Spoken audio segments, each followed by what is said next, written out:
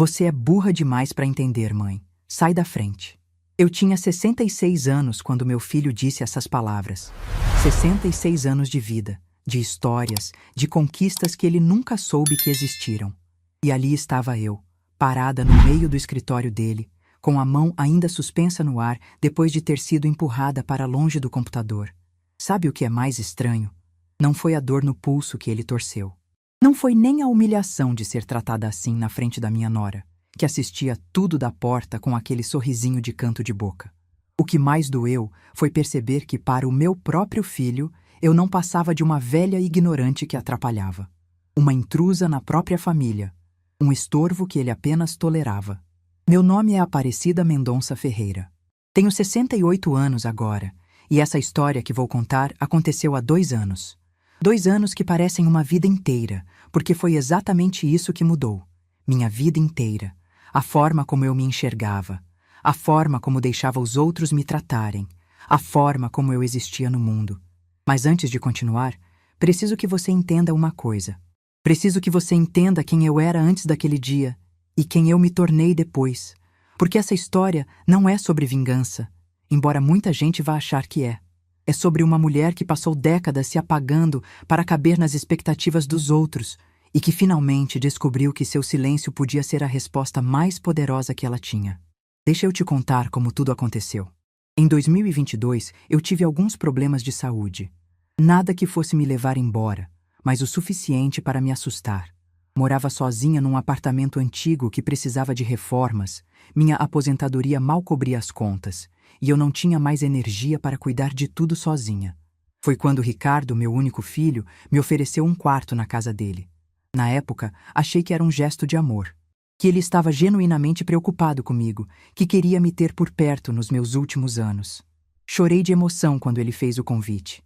Achei que finalmente, depois de tantos anos de distância emocional, meu filho estava voltando para mim.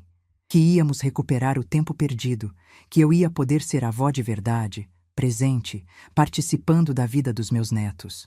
Hoje, eu sei que era conveniência. Pura e simples conveniência. Eles precisavam de alguém para ajudar com as crianças quando a babá faltasse. Alguém para cozinhar quando Beatriz não tivesse tempo. Alguém para manter a casa organizada enquanto eles trabalhavam. Uma empregada doméstica que não cobrava salário e ainda ajudava a pagar as contas com a aposentadoria. Era isso que eu era para eles. Um recurso. Uma utilidade com data de validade. O quarto que me deram ficava no fundo da casa, num corredor estreito perto da área de serviço. Era o menor cômodo, com uma janela pequena que dava para o muro do vizinho. Úmido quando chovia, abafado quando fazia calor. As paredes eram tão finas que eu ouvia cada conversa na cozinha, cada discussão entre Ricardo e Beatriz, cada risada das crianças que nunca me incluía. Beatriz, minha nora, fez questão de estabelecer as regras logo no primeiro dia. Apareceu na porta do meu quarto enquanto eu ainda arrumava minhas coisas nas gavetas e foi despejando uma lista com aquele tom de voz educado que mal disfarçava a hostilidade. Eu não deveria usar a sala quando tivessem visitas, porque seria constrangedor. Não deveria mexer na organização da cozinha, porque ela tinha um sistema próprio. Não deveria aparecer quando os amigos deles viessem jantar. E, principalmente, não deveria atrapalhar a rotina da família. Essa foi a palavra que ela usou. Atrapalhar. Como se minha simples existência fosse um incômodo a ser administrado. Eu aceitei tudo. Aceitei calada, balançando a cabeça, dizendo que entendia. Aceitei porque precisava de um teto sobre minha cabeça. Aceitei porque achava que, com o tempo, as coisas melhorariam, que eles se acostumariam comigo. Aceitei porque, no fundo, eu tinha passado a vida inteira aceitando. Essa era a mulher que eu tinha me tornado ao longo dos anos. Alguém que se encolhia para não incomodar, que pedia desculpas por existir, que tinha esquecido completamente quem era de verdade. Os dias na casa de Ricardo eram todos iguais, numa rotina de invisibilidade que eu aprendi a seguir como uma segunda natureza. Eu acordava às 5:30 da manhã, antes de todo mundo, para usar o banheiro sem atrapalhar a correria matinal. Tomava meu café na cozinha ainda escura, lavava minha xícara e guardava tudo no lugar exato antes que Beatriz descesse.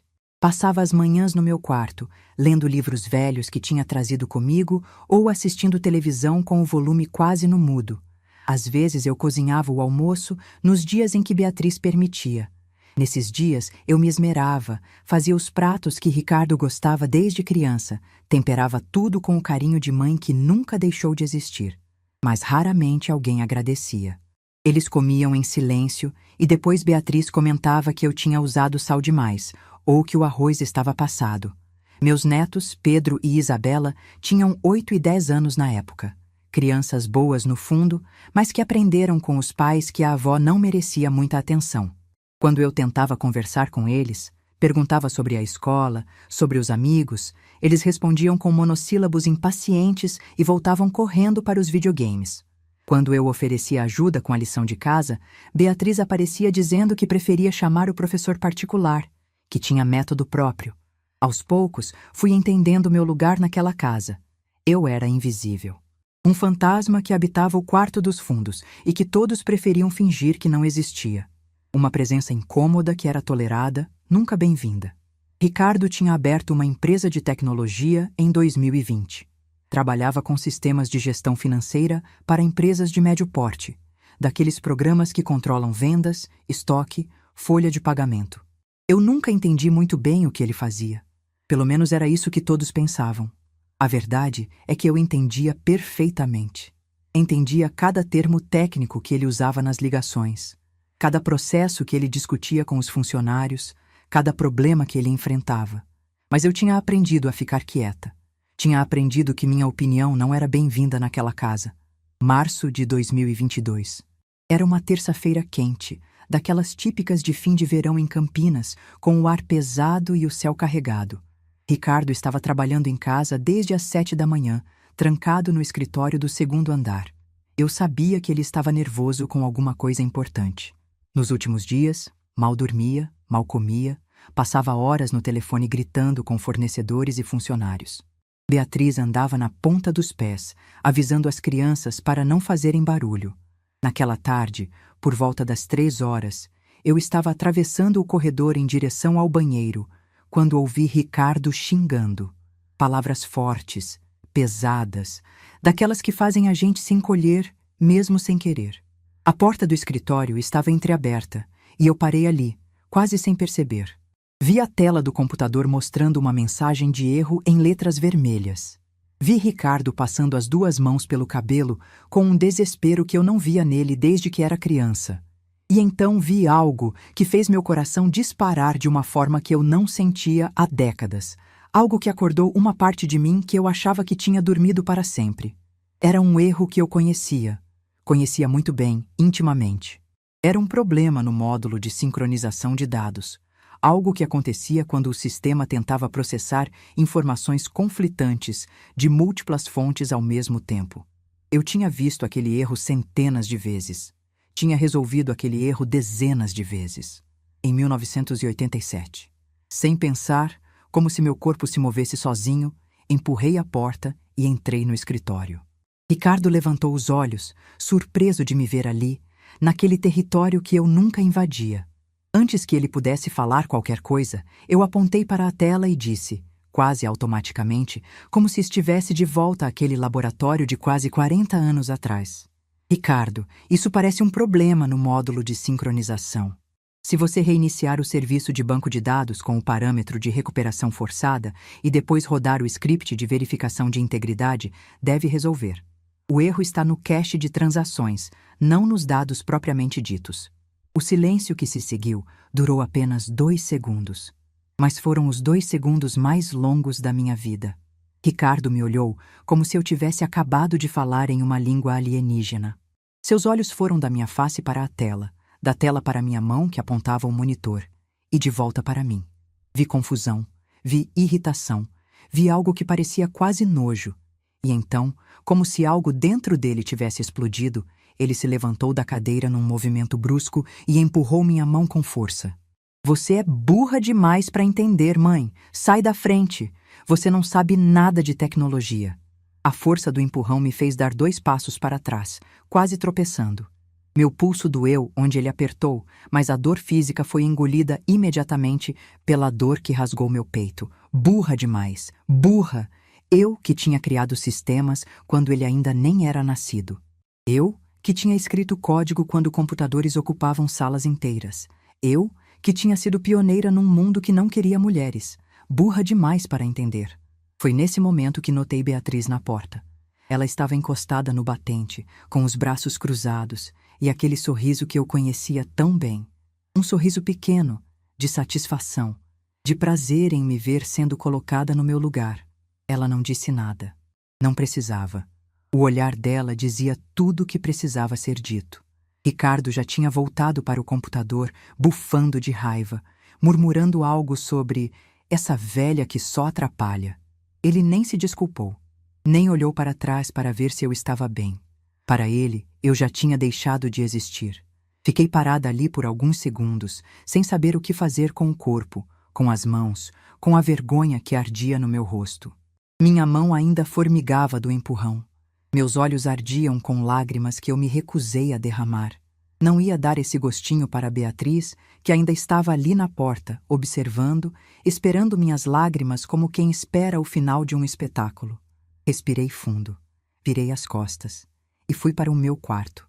Fechei a porta devagar, sem fazer barulho. Sentei na cama e fiquei olhando para a parede bege por um tempo que não sei calcular. Minutos, talvez horas. Do outro lado da casa, eu ainda ouvia Ricardo xingando o computador. Ainda ouvia o som das teclas sendo socadas com raiva. E foi ali, sentada naquela cama, naquele quarto que cheirava a mofo e solidão, que algo dentro de mim começou a mudar. Não foi uma raiva explosiva. Não foi um desejo de vingança imediata. Foi algo mais profundo, mais silencioso.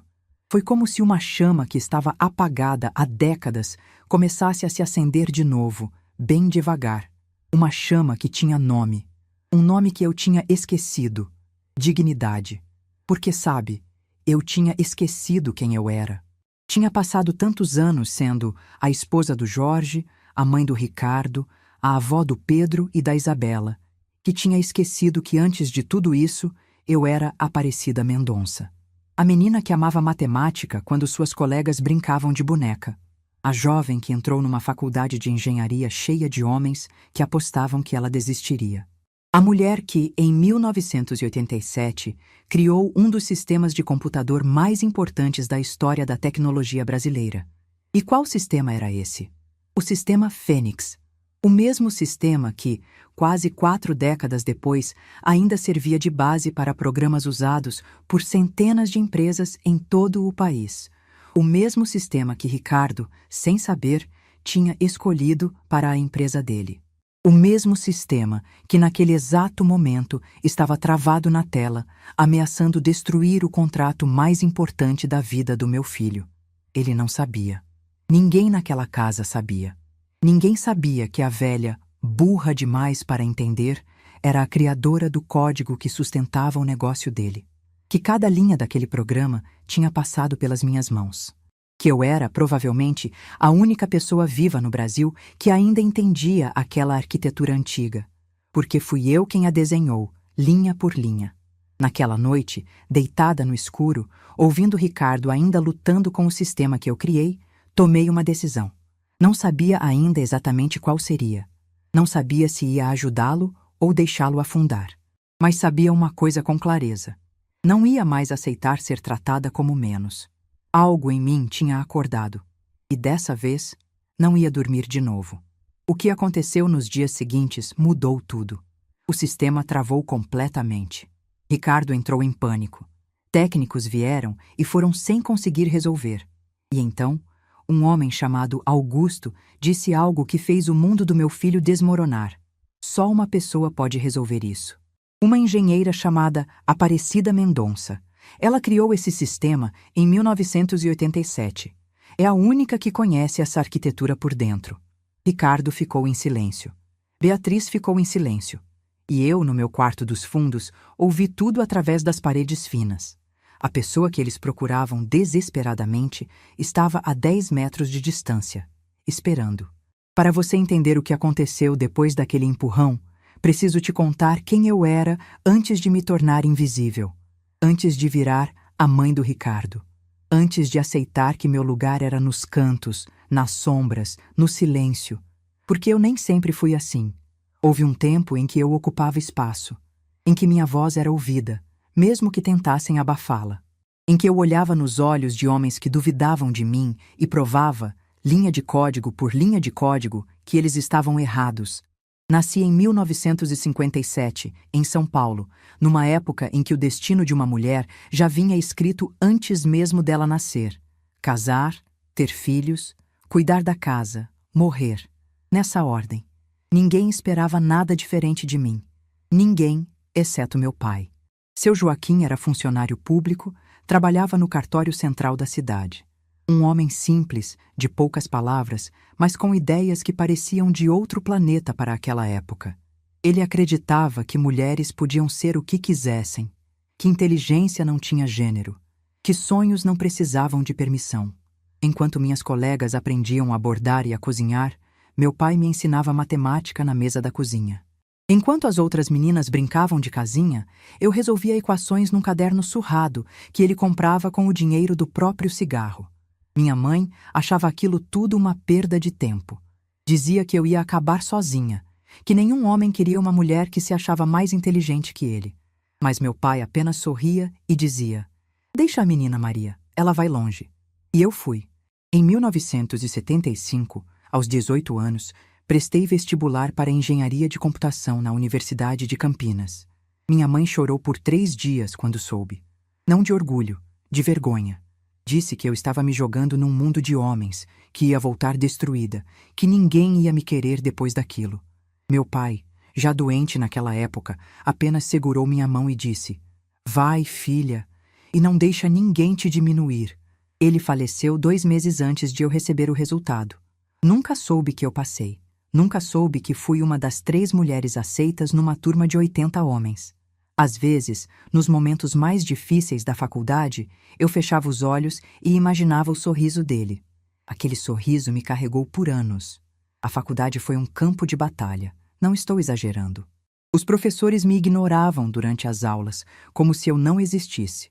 Os colegas faziam piadas sobre meu corpo, sobre minha capacidade, sobre o absurdo de uma mulher querer entender computadores. Um deles, no primeiro semestre, disse na minha cara que eu deveria voltar para a cozinha antes que quebrasse alguma máquina cara. Eu não voltei. Estudava de madrugada, quando o dormitório ficava em silêncio. Refazia cada exercício 3 vezes, porque sabia que qualquer erro meu seria amplificado, usado como prova de que mulheres não serviam para aquilo. Enquanto meus colegas podiam ser medianos, eu precisava ser excepcional. Enquanto eles podiam errar, eu precisava ser perfeita. Das 3 mulheres que entraram comigo, eu fui a única que se formou. Uma desistiu no 2º ano, depois de um professor dizer, na frente da turma inteira, que ela deveria procurar um curso mais adequado ao seu gênero. A outra foi embora no 3º ano, grávida de um colega que sumiu quando soube da notícia. Eu fiquei. Fiquei porque meu pai tinha me ensinado que desistir não era opção. Fiquei porque cada vez que pensava em ir embora, lembrava dele dizendo: "Não deixa ninguém te diminuir."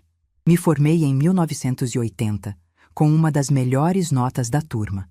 Nenhum professor me parabenizou. Nenhum colega veio apertar minha mão. Recebi meu diploma num silêncio constrangedor, como se minha conquista fosse um incômodo, uma anomalia que todos preferiam ignorar. Mas eu não precisava do reconhecimento deles. Eu tinha provado para mim mesma que podia. Em 1982, depois de 2 anos enviando currículos e recebendo negativas, finalmente consegui um emprego. A DataSys era uma empresa de tecnologia em Campinas, uma das maiores da região naquela época. Desenvolviam sistemas de gestão para empresas, algo revolucionário para o Brasil dos anos 80.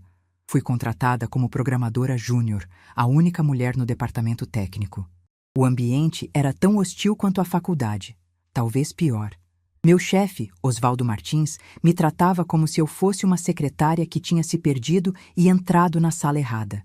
Me dava tarefas menores, coisas que qualquer estagiário poderia fazer.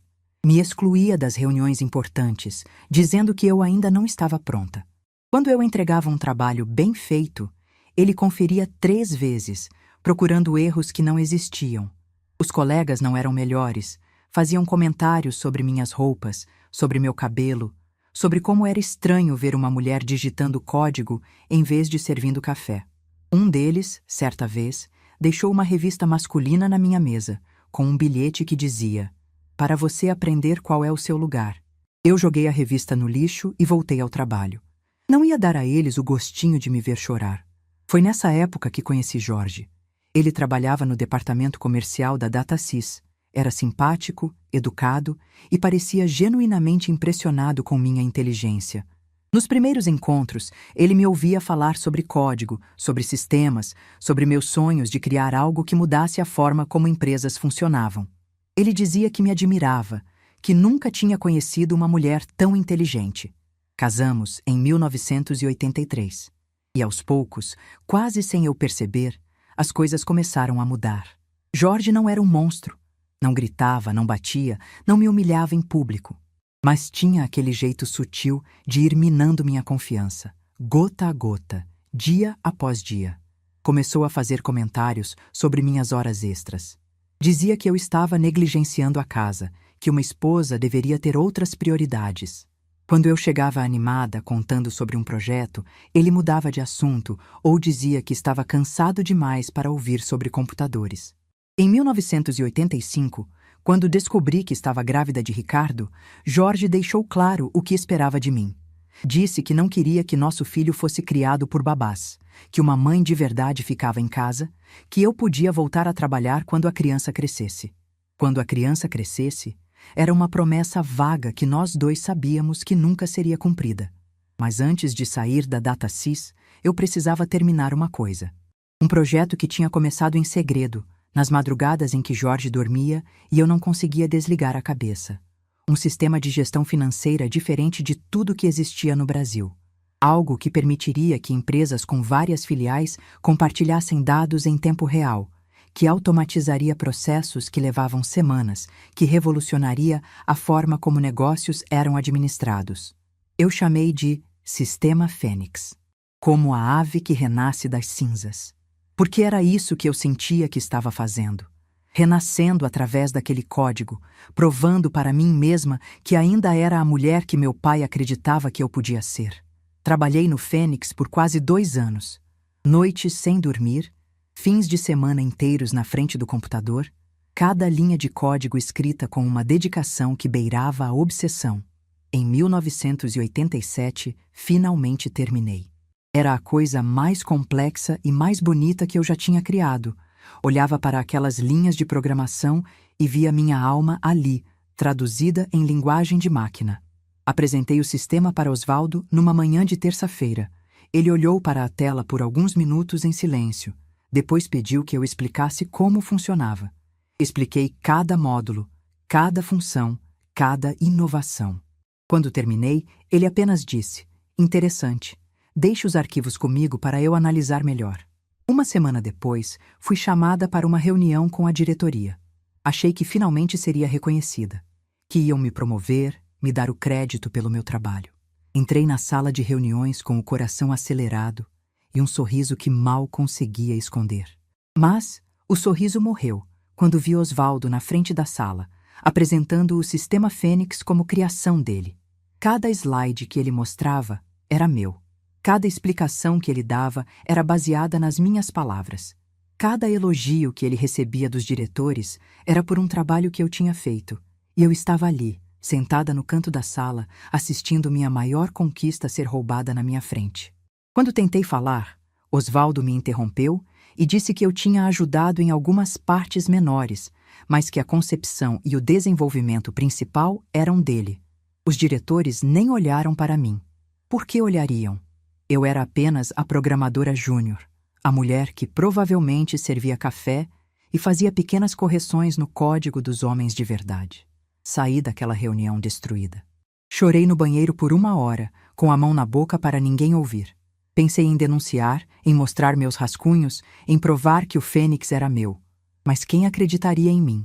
Uma mulher contra um gerente respeitado? Numa época em que nossa palavra não valia nada? Jorge, quando contei o que tinha acontecido, apenas deu de ombros. Disse que talvez fosse um sinal, que era hora de eu aceitar meu papel de mãe e esposa, que aquele mundo de tecnologia não era para pessoas como eu. Pessoas como eu. Essa foi a expressão que ele usou. Em 1989, quando Ricardo tinha 4 anos, pedi demissão da DataSys. Não porque queria, mas porque não aguentava mais. Não aguentava ver Osvaldo receber prêmios pelo meu sistema. Não aguentava ouvir colegas falando sobre como o Fênix estava revolucionando esse mercado, sem nunca mencionar meu nome. Não aguentava mais engolir a injustiça em silêncio. Nos anos seguintes, me dediquei a ser o que Jorge queria, esposa e mãe. Cuidei da casa, criei Ricardo, abandonei meus sonhos numa gaveta empoeirada da memória. Aos poucos, fui esquecendo quem eu tinha sido. Fui me convencendo de que aquela vida era suficiente, que eu deveria ser grata pelo que tinha, que meus sonhos de juventude eram bobagens que não cabiam mais na realidade. Ricardo cresceu sem saber quem eu era de verdade. Para ele, eu era apenas a mãe que cozinhava, que lavava roupa, que ajudava com a lição de casa. Nunca contei sobre a faculdade, sobre a DataSys, sobre o Fênix. Para quê? Aquela mulher tinha morrido. Restava apenas a sombra que Jorge e a vida tinham criado. Quando Jorge faleceu em 2005, de uma condição cardíaca que o levou em 3 dias, eu esperei sentir alívio. Esperei que a mulher que eu tinha sido voltasse, que eu pudesse finalmente recomeçar. Mas ela não voltou. Estava enterrada fundo demais, debaixo de anos de silêncio e conformismo. Ricardo, nessa época, já era adulto. Tinha se formado, estava trabalhando, mal me visitava. Quando nos falávamos, era sempre superficial. Sobre o tempo, sobre a novela, sobre nada que importasse.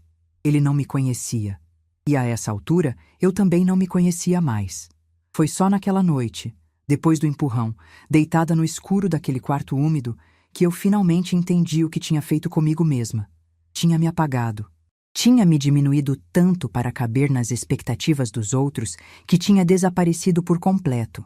Mas ali, ouvindo Ricardo lutar com um sistema que ele não fazia ideia de que eu tinha criado, algo começou a despertar. Uma raiva antiga. Uma dor antiga. Uma força que eu achava que tinha perdido para sempre. Lembrei do meu pai segurando minha mão naquela última conversa. Lembrei da menina que resolvia equações na mesa da cozinha. Lembrei da jovem que enfrentou 80 homens e não desistiu. Lembrei da mulher que criou o sistema Fênix, linha por linha, madrugada após madrugada. Essa mulher ainda existia.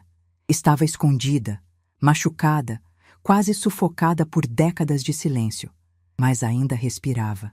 E agora, pela primeira vez em muito tempo, ela estava acordando. Uma pergunta não me deixava dormir naquela noite. Uma pergunta que martelava na minha cabeça enquanto eu ouvia Ricardo xingar o computador do outro lado da parede. Se eu era a única pessoa no mundo capaz de resolver aquele problema, o que eu ia fazer com esse poder? Ia ajudar o filho que me chamou de burra? Ia salvar a empresa do homem que me empurrou? Ia, mais uma vez, me sacrificar por alguém que nunca reconheceu meu valor? Ou ia, finalmente, fazer algo diferente? A resposta viria nos próximos dias. E ela mudaria absolutamente tudo. Não apenas para Ricardo, não apenas para aquela casa, mas para mim, de uma forma que eu jamais poderia imaginar. 3 dias. Foi o tempo que levou para o mundo de Ricardo desmoronar. 3 dias em que eu fiquei no meu quarto, ouvindo através das paredes finas o desespero crescer do outro lado da casa.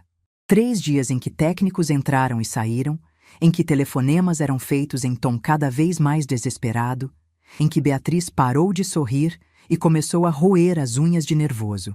E eu esperava, em silêncio, como tinha aprendido a fazer a vida inteira.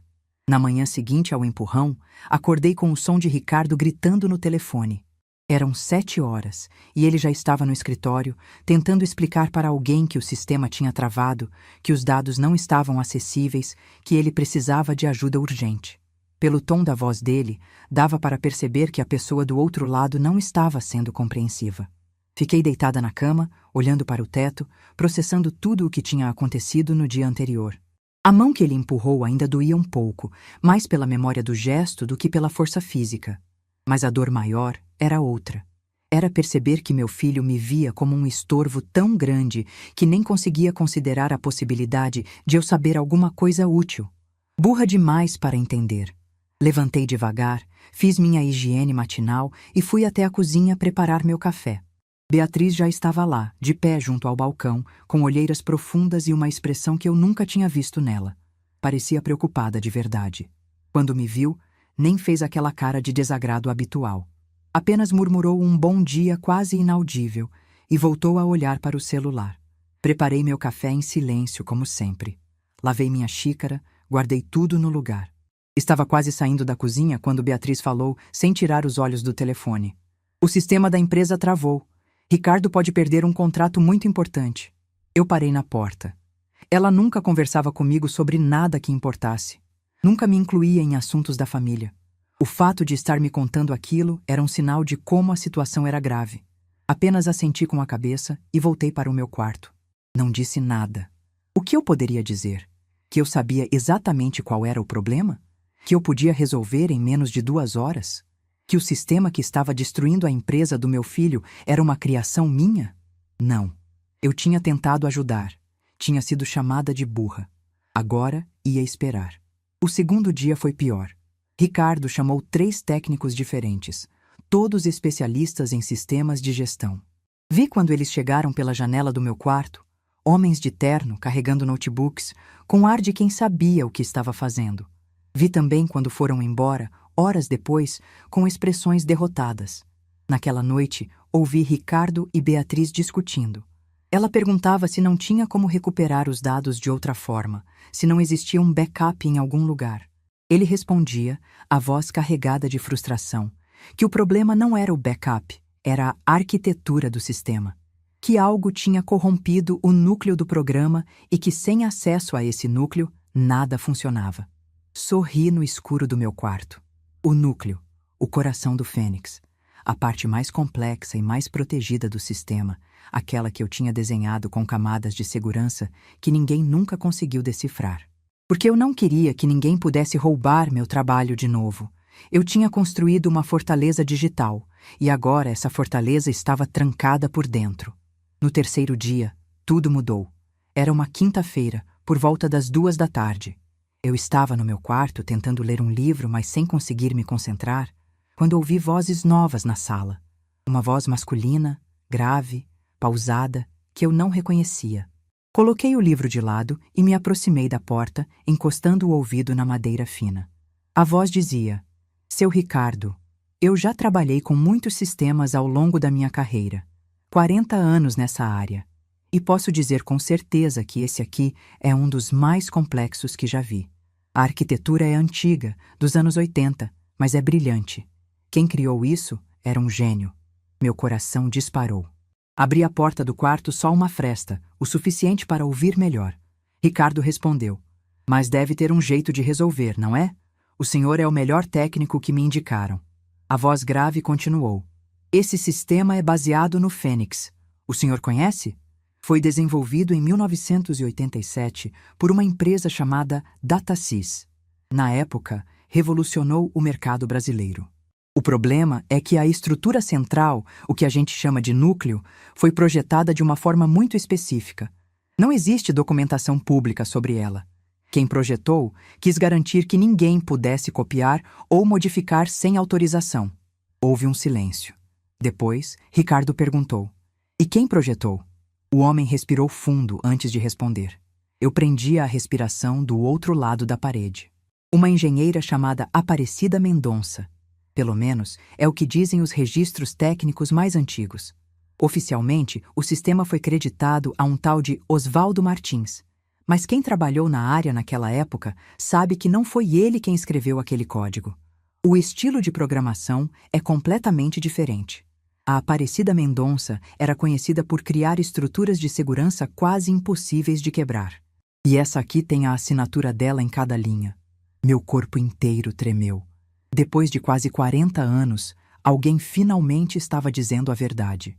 Alguém que entendia do assunto, que olhava para o código e via o que Oswaldo nunca poderia ter criado. Alguém que sabia que o Fênix era meu. Ricardo perguntou, e onde está essa engenheira? A gente pode contactá-la? O técnico, que eu agora sabia se chamar Augusto, respondeu. Esse é o problema. Ela desapareceu do mercado no final dos anos 80. Ninguém sabe onde está. Alguns dizem que saiu do país, outros que abandonou a área completamente. É como se tivesse sumido. E sem ela, sinceramente, não sei se alguém consegue acessar esse núcleo.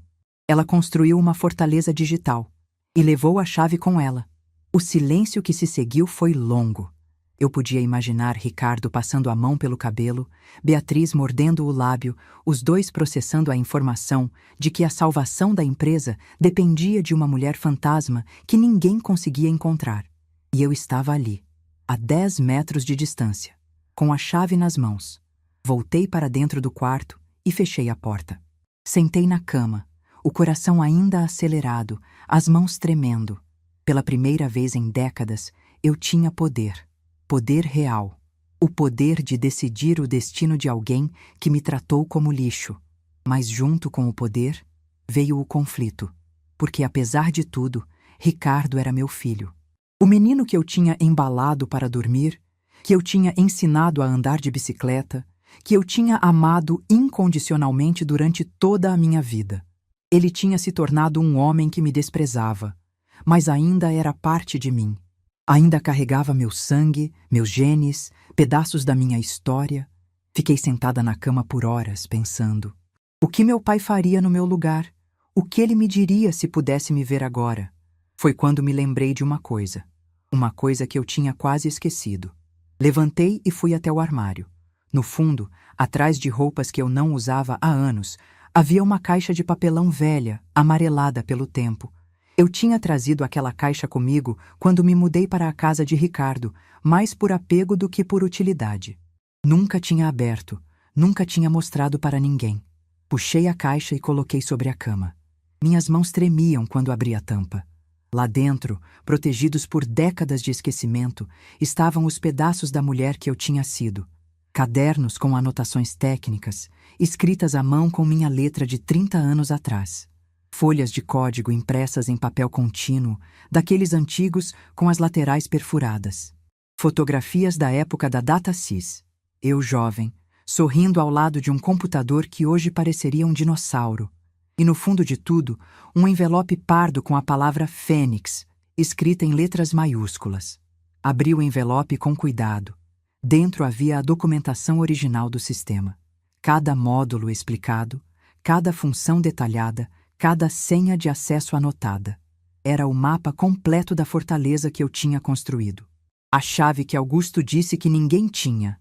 Fiquei olhando para aqueles papéis por um longo tempo. Ali estava a prova de tudo. A prova de que eu era a criadora do Fênix. A prova de que Osvaldo tinha mentido. A prova de que eu não era. Nunca fui. Burra demais para entender. Mas o que eu ia fazer com aquilo? Naquela noite, não consegui dormir. Fiquei deitada no escuro, com a caixa ao lado da cama, pensando nas minhas opções. Podia ir até Ricardo e revelar tudo.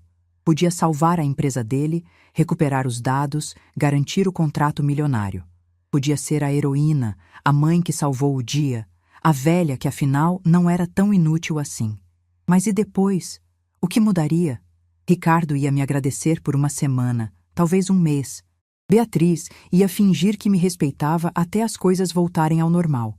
E então, lentamente, eu voltaria a ser invisível. Voltaria a ser o estorvo que atrapalhava, a velha que não sabia de nada, a presença incômoda no quarto dos fundos. Eu conhecia esse ciclo. Tinha vivido ele a vida inteira. Na manhã seguinte, sexta-feira, Ricardo bateu na porta do meu quarto. Pela primeira vez desde que eu tinha me mudado para a casa dele, ele bateu antes de entrar. Quando abri, vi um homem que eu quase não reconhecia. Olheiras profundas, barba por fazer, olhos vermelhos de quem não dormia há dias. Ele parecia ter envelhecido 10 anos em uma semana. Ele perguntou, a voz rouca: "Mãe, posso entrar?" Abri espaço para ele passar. Ricardo olhou ao redor do quarto, provavelmente percebendo pela primeira vez como era pequeno, como era úmido, como era indigno para qualquer pessoa morar ali. Seu olhar parou na caixa de papelão sobre a cama, mas ele não perguntou o que era. Sentou na única cadeira do quarto, esfregou o rosto com as mãos e disse: Mãe, eu preciso te perguntar uma coisa, e preciso que você seja honesta comigo. Fiquei em silêncio, esperando. Ele me olhou nos olhos pela primeira vez em anos e perguntou: O técnico que veio aqui falou de uma engenheira chamada Aparecida Mendonça. Disse que ela criou o sistema que a minha empresa usa. Disse que ela é a única pessoa que pode resolver o problema. Fez uma pausa. Engoliu em seco. Seu nome é Aparecida Mendonça Ferreira. Você é ela? O silêncio que se seguiu foi o mais longo da minha vida. Olhei para meu filho, para o homem que tinha me empurrado, me chamado de burra, me tratado como lixo, para o menino que eu tinha amado mais do que tudo no mundo, para o desconhecido que ele tinha se tornado. E respondi, com uma calma que eu mesma não sabia que tinha. Sim, Ricardo, sou eu. Eu criei o sistema Fênix. Cada linha de código, cada função, cada algoritmo. Fui eu. O rosto dele se transformou. Vi choque, incredulidade, desespero, esperança. Tudo misturado numa expressão que eu nunca tinha visto. Ele abriu a boca para falar, mas eu levantei a mão, pedindo silêncio. Antes que você diga qualquer coisa, eu preciso que você entenda uma coisa. Há 3 dias, eu tentei te ajudar. Eu vi o erro na tela e sabia exatamente como resolver. E você empurrou minha mão e me chamou de burra demais para entender. Ricardo fechou os olhos. Vi uma lágrima escorrer pelo rosto dele. Então agora, antes de eu decidir qualquer coisa, você vai me ouvir. Pela primeira vez na sua vida, você vai sentar aí e ouvir quem sua mãe realmente é. E eu comecei a contar. Tudo. Contei sobre meu pai, sobre a mesa da cozinha, sobre as equações no caderno surrado. Contei sobre a faculdade, sobre os 80 homens que apostaram que eu ia desistir. Contei sobre a DataSys, sobre Osvaldo, sobre o roubo que destruiu minha carreira. Contei sobre Jorge, sobre as noites em que eu programava escondida enquanto ele dormia. Contei sobre o Fênix, sobre cada madrugada, sobre cada linha de código que eu escrevi com minha alma. Ricardo ouviu em silêncio. E quando eu terminei, ele estava chorando. Mas eu ainda não tinha terminado de decidir o que fazer, porque uma coisa era contar minha história. Outra, completamente diferente, era salvar quem nunca me salvou. Ricardo ficou em silêncio por um longo tempo, depois que terminei de contar minha história. As lágrimas ainda escorriam pelo rosto dele, mas ele não fazia nenhum esforço para secá-las. Apenas ficou ali, sentado na cadeira do meu quarto, olhando para mim como se me visse pela primeira vez na vida. E talvez estivesse mesmo me vendo pela primeira vez. Durante 39 anos, ele tinha olhado para mim e visto apenas a mãe. A mulher que cozinhava, que lavava roupa, que estava sempre ali quando ele precisava de alguma coisa. Nunca tinha perguntado sobre meu passado, sobre meus sonhos, sobre quem eu era antes dele nascer. Para Ricardo, minha existência começava e terminava na função de ser mãe dele.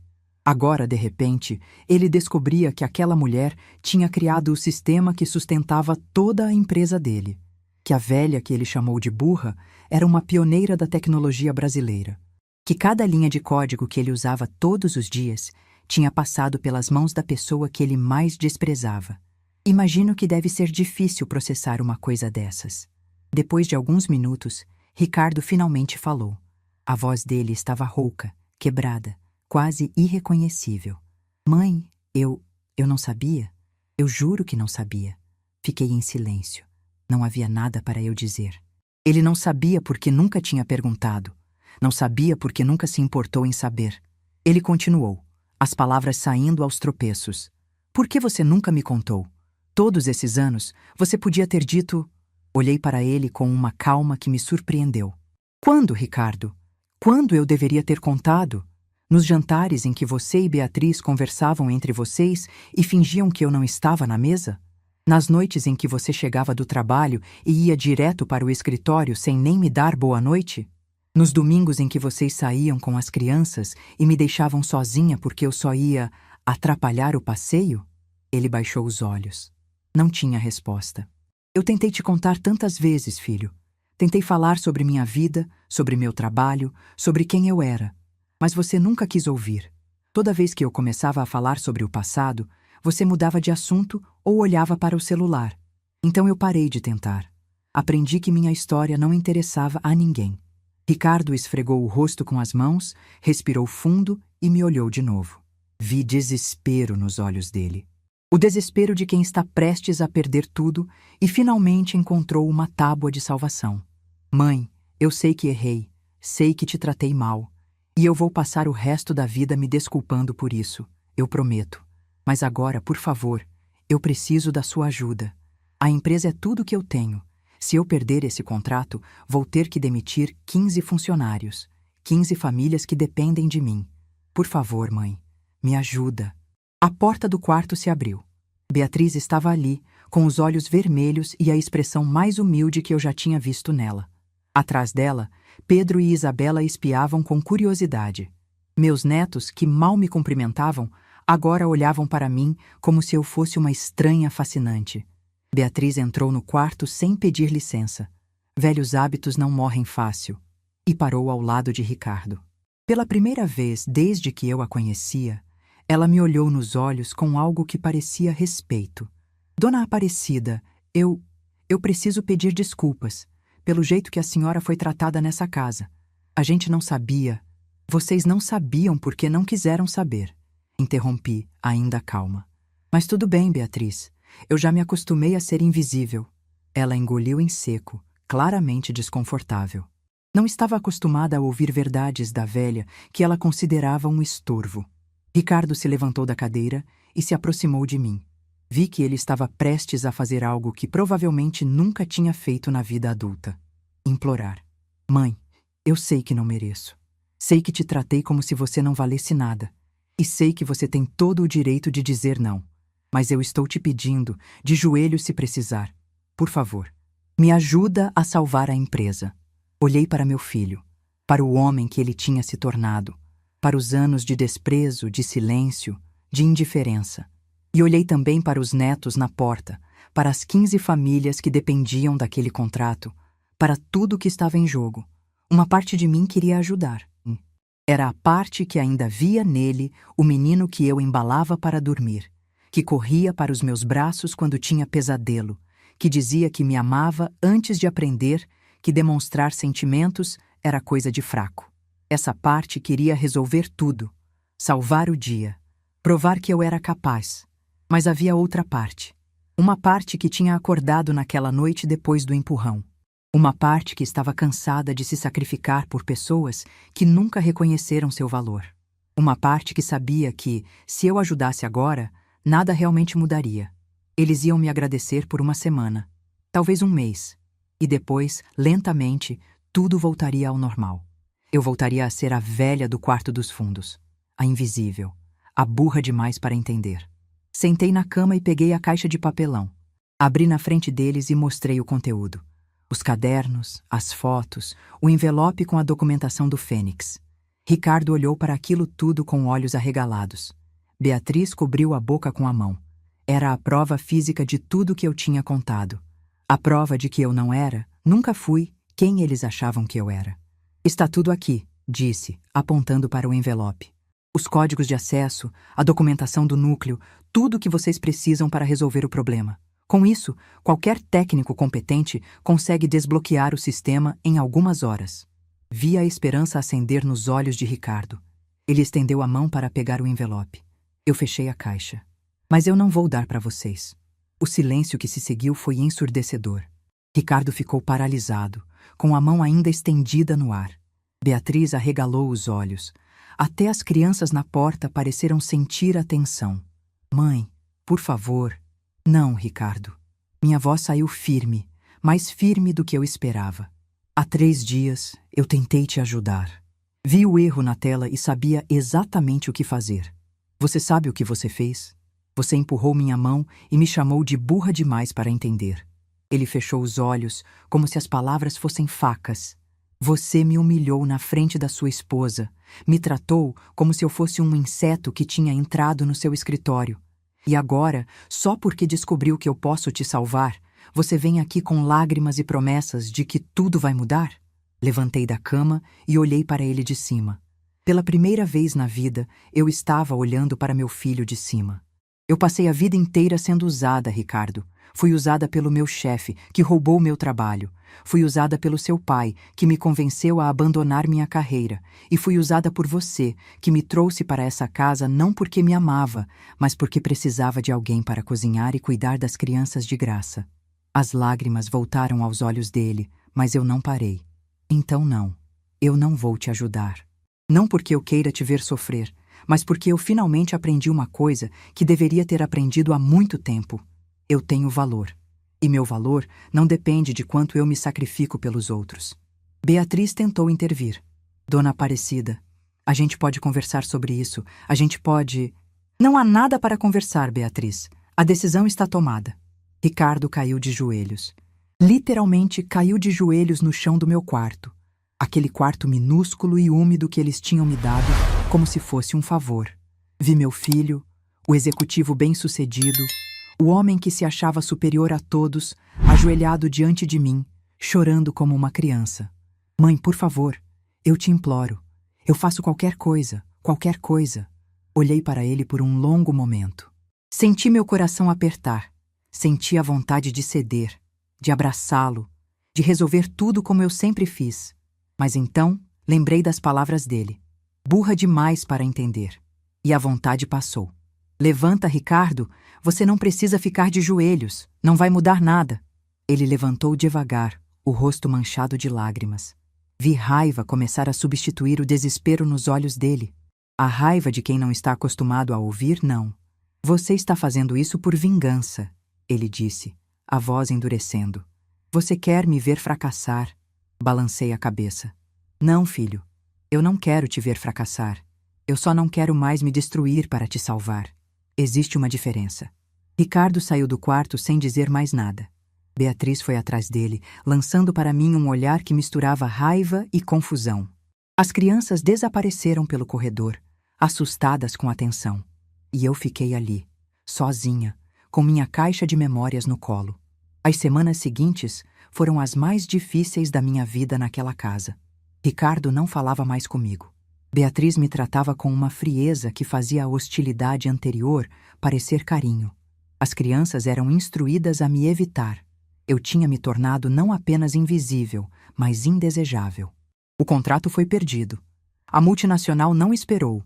Quando o prazo acabou e o sistema ainda estava travado, eles simplesmente foram embora, levando junto mais de R$1 milhão e a reputação de Ricardo no mercado. Nos meses seguintes, vi a empresa do meu filho desmoronar. Fornecedores cobravam dívidas, clientes cancelavam contratos, funcionários eram demitidos um a um. Em agosto, Ricardo fechou as portas da empresa que tinha sido seu sonho. Eu deveria ter sentido satisfação, mas não senti. Senti apenas uma tristeza profunda. A tristeza de uma mãe vendo o filho colher as consequências das próprias escolhas. Não era vingança. Era apenas a realidade se impondo. Mas Ricardo não via assim. Para ele, eu era a culpada. A mãe cruel que tinha os meios para salvá-lo e escolheu não usar. A velha vingativa que preferiu ver o filho fracassar a engolir o orgulho. Foi por isso que, em setembro de 2024, ele fez algo que eu jamais imaginei que fosse capaz de fazer. Ele me processou. O oficial de justiça apareceu numa tarde de quinta-feira, com um envelope que mudaria tudo mais uma vez. Ricardo estava me processando por danos morais e materiais, alegando que eu havia deliberadamente sabotado a empresa dele ao me recusar a fornecer informações técnicas que só eu possuía. Beatriz aparecia como testemunha, pronta para declarar que eu era uma pessoa vingativa e rancorosa que tinha destruído a família por puro despeito. Li os documentos com as mãos tremendo, não de medo, de incredulidade. Meu próprio filho estava me arrastando para um tribunal. O menino que eu criei, que eu amei incondicionalmente por quase 4 décadas, estava me acusando de ser responsável pela ruína dele. Naquela noite, depois que o oficial foi embora, sentei na cama do meu quarto e reli os documentos várias vezes. Cada palavra era uma facada. Cada acusação era uma mentira travestida de verdade. Ricardo descrevia uma mãe cruel, calculista, que tinha planejado sua destruição. Beatriz declarava que eu sempre fui uma pessoa difícil, ressentida, impossível de conviver. Mas no meio de toda aquela dor, algo estranho aconteceu. Senti uma calma me invadir, uma clareza que eu não sentia há muito tempo, porque pela primeira vez eu não ia engolir uma injustiça em silêncio. Pela primeira vez, eu ia me defender.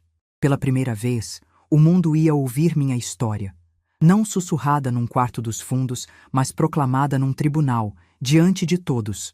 Ricardo queria guerra? Pois bem, ele tinha escolhido o campo de batalha errado, porque num tribunal o que vale é a verdade. E a verdade estava toda na minha caixa de papelão, esperando há quase 40 anos para ser contada. Peguei o telefone e liguei para a única pessoa que eu sabia que podia me ajudar, minha irmã mais velha, Lúcia, que morava em São Paulo. Ela me ouviu em silêncio enquanto eu contava tudo, desde o empurrão até o processo. Quando terminei, ela disse apenas: "Vou te mandar o telefone do melhor advogado que eu conheço, e você vai destruir esse menino no tribunal." Não era a destruição que eu queria, era justiça. Mas se era a guerra que Ricardo queria, guerra ele teria. Porque eu tinha uma coisa que ele não sabia que eu tinha. Eu tinha a verdade. E eu tinha as provas. E dessa vez, eu não ia ficar em silêncio. O dia do julgamento chegou numa manhã fria de novembro de 2024. Eu acordei às 5 da manhã, não porque precisasse, mas porque não consegui dormir. Fiquei deitada no escuro do meu novo apartamento. Sim, eu tinha saído da casa de Ricardo semanas antes, olhando para o teto e pensando em tudo que tinha me levado até aquele momento. Minha irmã Lúcia tinha vindo de São Paulo na noite anterior. Nós nunca fomos muito próximas na vida adulta. Cada uma seguiu seu caminho, construiu sua família, enfrentou suas batalhas. Mas quando eu mais precisei, ela apareceu. Dormiu no sofá da sala e acordou antes de mim para preparar o café. Quando saí do quarto, ela já estava vestida, com uma roupa sóbria e elegante que tinha trazido especialmente para a ocasião. Me olhou de cima a baixo e disse: "Você vai arrasar hoje, irmã. Vai mostrar para aquele menino quem é Aparecida Mendonça." Tomei o café sem conseguir comer nada. Meu estômago estava fechado, um nó de ansiedade que não me deixava em paz. Não era medo de perder, era algo maior. Era a consciência de que, depois de quase 40 anos em silêncio, eu finalmente ia contar minha história para o mundo. Meu advogado, Dr. Fernando, tinha sido indicado por Lúcia, um homem de uns 50 anos, calmo, metódico, que tinha ouvido minha história inteira, sem me interromper uma única vez.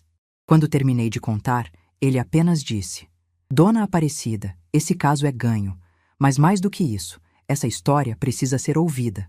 Chegamos ao fórum às 8h30. O julgamento estava marcado para as 9. Lúcia segurava minha mão enquanto subíamos as escadas de mármore, e eu agradeci em silêncio por ter alguém ao meu lado. Ricardo já estava lá quando entramos na sala. Ele estava sentado na primeira fileira, ao lado de Beatriz e do advogado dele. Quando me viu, desviou o olhar. Beatriz me encarou com aquela expressão de desprezo que eu conhecia tão bem, mas havia algo diferente ali. Medo, talvez. Incerteza. Sentei do outro lado da sala, com Lúcia ao meu lado e Dr. Fernando organizando os documentos na mesa. Na minha bolsa, dentro de uma pasta de plástico, estava a caixa de papelão com tudo que eu tinha guardado por décadas. Os cadernos, as fotos, a documentação do Fênix, as provas de quem eu realmente era. O juiz entrou às 9 em ponto. Um homem de cabelos grisalhos, expressão séria, que parecia ter visto de tudo na vida. Ele leu os autos do processo em voz alta. Ricardo Ferreira Mendonça versus Aparecida Mendonça Ferreira. Danos morais e materiais. Alegação de sabotagem empresarial. A primeira parte do julgamento foi ocupada pelo advogado de Ricardo. Ele pintou um quadro terrível de mim. Disse que eu era uma mãe ressentida, vingativa, que tinha deliberadamente destruído a empresa do próprio filho por puro despeito. Disse que eu tinha informações técnicas privilegiadas e me recusei a compartilhar, causando prejuízos de milhões. Disse que minha atitude era criminosa e merecia punição exemplar. Beatriz foi chamada como testemunha. Ela subiu ao banco com aquela postura de vítima que eu nunca tinha visto nela. Disse que eu sempre fui uma pessoa difícil, que nunca me adaptei à casa deles, que vivia reclamando e causando problemas. Disse que eu tinha prazer em ver Ricardo sofrer, que eu sorria quando a empresa começou a falir. Cada palavra era uma mentira. Cada frase era uma distorção da realidade. Mas eu fiquei em silêncio, esperando minha vez. Quando o Dr. Fernando finalmente me chamou para depor, eu levantei devagar. Minhas pernas tremiam, mas minha voz não ia tremer. Não dessa vez. Sentei no banco das testemunhas e olhei para a sala. Vi Ricardo evitando meu olhar. Vi Beatriz com os braços cruzados. Vi Lúcia me mandando força com os olhos. E vi, nas últimas fileiras, algumas pessoas que eu não conhecia, jornalistas, talvez, atraídos pelo caso incomum de um filho processando a própria mãe. Dr. Fernando começou com perguntas simples. Meu nome, minha idade, minha formação. E então, com calma, ele me pediu para contar minha história. E eu contei. Contei sobre meu pai, seu Joaquim, que me ensinava matemática na mesa da cozinha enquanto as outras meninas aprendiam a bordar. Contei sobre a faculdade de engenharia em 1975, sobre ser uma das 3 mulheres numa turma de 80 homens. Contei sobre a DataSys, sobre as humilhações diárias, sobre provar meu valor linha de código por linha de código. Contei sobre o sistema Fênix, sobre as noites sem dormir, sobre cada função que eu criei, sobre o sonho de fazer algo que revolucionasse o mercado brasileiro. Contei sobre Oswaldo Martins, sobre a reunião em que ele apresentou meu trabalho como dele, sobre o silêncio que me foi imposto. Contei sobre Jorge, sobre o casamento que me fez abandonar minha carreira, sobre Ricardo, sobre os anos dedicados a criá-lo enquanto eu me apagava aos poucos, sobre me tornar invisível na minha própria vida. E então contei sobre os últimos 2 anos, sobre o quarto no fundo da casa, sobre as regras de Beatriz, sobre ser tratada como um estorvo, um móvel velho que ninguém queria, sobre o dia em que tentei ajudar meu filho e fui chamada de burra demais para entender. Quando cheguei nessa parte, minha voz finalmente tremeu, não de fraqueza, de raiva contida por décadas. Meu filho me empurrou, eu disse, olhando diretamente para Ricardo. Empurrou minha mão e disse que eu era burra demais para entender tecnologia. Eu, que criei o sistema que sustentava a empresa dele. Eu, que escrevi cada linha do código que ele não conseguia nem ler. O silêncio na sala era absoluto. Dr. Fernando então pediu que eu apresentasse as provas. Abri minha pasta e tirei os documentos um por um. Os cadernos com anotações técnicas de 1987, com minha letra, com datas que provavam que eu estava trabalhando no Fênix anos antes de Oswaldo apresentá-lo como dele. As folhas de código impressas, com comentários escritos à mão que só a criadora poderia ter feito. A documentação completa do núcleo do sistema, aquela que Augusto disse que ninguém tinha. O juiz examinou cada documento com atenção. O advogado de Ricardo tentou contestar, disse que poderiam ser falsificações, mas o juiz o cortou. A data dos papéis, o tipo de impressão, tudo era consistente com os anos 80. Foi então que o advogado de Ricardo pediu para me interrogar. Ele se aproximou do banco com um sorriso confiante, achando que ia me desmontar. Senhora Aparecida, ele começou. Se a senhora realmente criou esse sistema tão importante, por que ficou em silêncio todos esses anos? Por que não processou esse tal de Oswaldo? Por que não contou para seu próprio filho quem a senhora era? Olhei para ele com a calma que eu tinha conquistado ao longo de toda a vida. Porque ninguém nunca perguntou, respondi. Porque quando você é mulher, e é mãe, e é velha, as pessoas acham que sabem tudo sobre você. Acham que você não tem história, não tem passado, não tem valor além de cozinhar e cuidar de criança. Meu filho morou comigo por 2 anos e nunca, nenhuma vez, perguntou quem eu era antes de ser mãe dele. O advogado tentou outra estratégia. Mas a senhora admite que tinha condições de ajudar e escolheu não ajudar. Isso não é sabotagem? Não, respondi firme. Isso é dignidade. Eu não tinha nenhuma obrigação legal de trabalhar de graça para salvar a empresa do meu filho, especialmente depois de ser humilhada, empurrada e chamada de burra na frente da minha nora. Ele abriu a boca para continuar, mas eu não deixei. O senhor quer saber por que eu não ajudei? Porque eu passei a vida inteira ajudando. Ajudei meu chefe, que roubou meu trabalho. Ajudei meu marido, que me fez abandonar minha carreira. Ajudei meu filho, que me tratou como lixo. E o que eu recebi em troca? Desprezo, silêncio, invisibilidade. Fiz uma pausa, olhando diretamente para Ricardo. Então não. Eu não ia ajudar de novo só para ser descartada quando não fosse mais útil. Pela primeira vez na vida, eu escolhi a mim mesma. E se isso é crime, então me condene. O silêncio que se seguiu foi o mais poderoso da minha vida. Dr. Fernando não precisou fazer mais perguntas. O juiz dispensou as testemunhas e pediu alguns minutos para analisar os documentos. Voltei para meu lugar ao lado de Lúcia, que apertou minha mão com os olhos cheios de lágrimas. 15 minutos depois, o juiz voltou com o veredito. Após analisar os autos, os depoimentos e as provas apresentadas, ele começou: este tribunal chega às seguintes conclusões. Primeiro, a documentação apresentada pela ré comprova de forma inequívoca que ela é a criadora do sistema Fênix, desenvolvido em 1987. Segundo, não existe nenhuma obrigação legal que obrigue um cidadão a fornecer trabalho técnico gratuito, mesmo para familiares. Terceiro, a alegação de sabotagem não se sustenta, uma vez que a ré não causou o problema no sistema. Apenas se recusou a resolvê-lo, o que é seu direito. Ele fez uma pausa e olhou para Ricardo. O que este tribunal vê aqui não é uma mãe criminosa. É uma mulher que passou décadas sendo desrespeitada, primeiro pelo mercado de trabalho, depois pelo próprio marido e finalmente pelo próprio filho. Uma mulher que, aos 66 anos, foi humilhada em sua própria casa por tentar ajudar e que, pela primeira vez na vida, exerceu seu direito de dizer não. O juiz bateu o martelo. O processo é julgado totalmente improcedente. O autor deverá arcar com todas as custas processuais e honorários advocatícios. Está encerrada a sessão. Lúcia me abraçou antes mesmo que eu pudesse processar o que tinha acontecido. Dr. Fernando apertou minha mão com um sorriso satisfeito. E eu fiquei ali, parada, sentindo algo que não sentia há muito tempo: justiça. Ricardo saiu da sala sem olhar para trás. Beatriz foi atrás dele, o rosto vermelho de humilhação. Eu não senti prazer em vê-los assim. Senti apenas alívio. O alívio de quem finalmente foi ouvida. O que aconteceu nas semanas seguintes me pegou de surpresa. Um dos jornalistas presentes no tribunal escreveu uma matéria sobre o caso.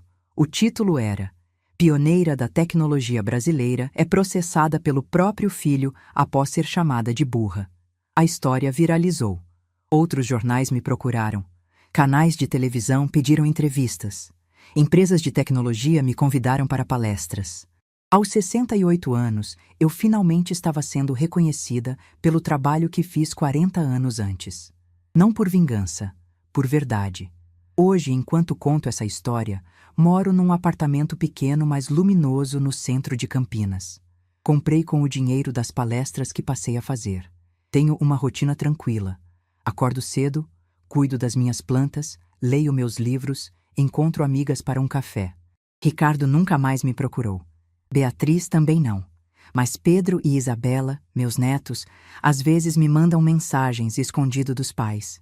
São jovens demais para entender tudo o que aconteceu, mas um dia, quando forem adultos, talvez me procurem, e eu estarei aqui, esperando com os braços abertos. Às vezes, nos dias mais silenciosos, eu penso no meu pai. Penso nele segurando minha mão naquela última conversa, dizendo: não deixa ninguém te diminuir. Eu deixei durante décadas.